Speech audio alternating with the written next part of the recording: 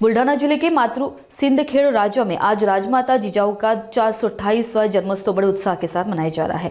जिजाऊ जन्मस्थली पर हजारों शिव भक्त और जिजाऊ भक्त श्रद्धांजलि अर्पित कर रहे हैं। शिवसेना उद्धव बालासाहेब ठाकरे के राज्य प्रवक्ता जयश्री शिल्के ने जिजाऊ जन्मस्थली पर पहुंचकर अभिवादन किया। इस अवसर पर उन्होंने जिजाऊ से राज्य में लोक कल्याणकारी शासन के लिए सरकार को सद्बुद्धी देने की प्रार्थना की। सर्वप्रथम राष्ट्रमाता राजमाता जिजाऊ मासाहेबांच्या जयंतीच्या सर्व महाराष्ट्रातील जनतेला खूप खूप शुभेच्छा देते।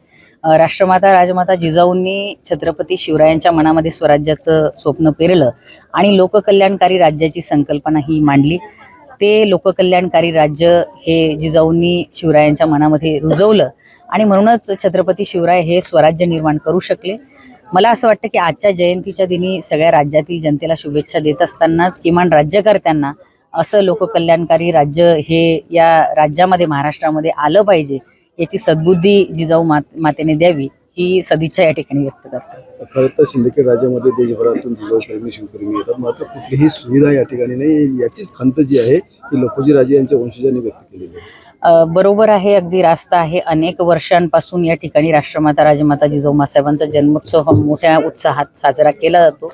मोठं एक त्याला अधिष्ठान आहे आणि केवळ राज्यातूनच नाही तर इतर राज्यामधूनही देशभरामधून लोक या ठिकाणी येतात, विदेशातीलही लोक या ठिकाणी येतात। हे एक स्थळ या ठिकाणी चांगल्या पद्धतीने जपलं पाहिजे, हा वारसा आहे आणि छत्रपती शिवरायांचं नाव घेऊन राज्यकर्ते त्या ठिकाणी आज त्या ठिकाणी महायुतीतील लोक राज्य करतायत। केवळ पॅकेजची घोषणा करून चालणार नाही तर त्या ठिकाणी निधी जो काही तो मोठ्या प्रमाणात उपलब्ध करून दिला पाहिजे आणि त्याचं योग्य पद्धतीने या ठिकाणी जिजाऊ मासाहेबांचं हे जे काही स्थळ आहे, जन्मस्थळ आहे, याचा योग्य पद्धतीने त्या ठिकाणी विकास झाला पाहिजे।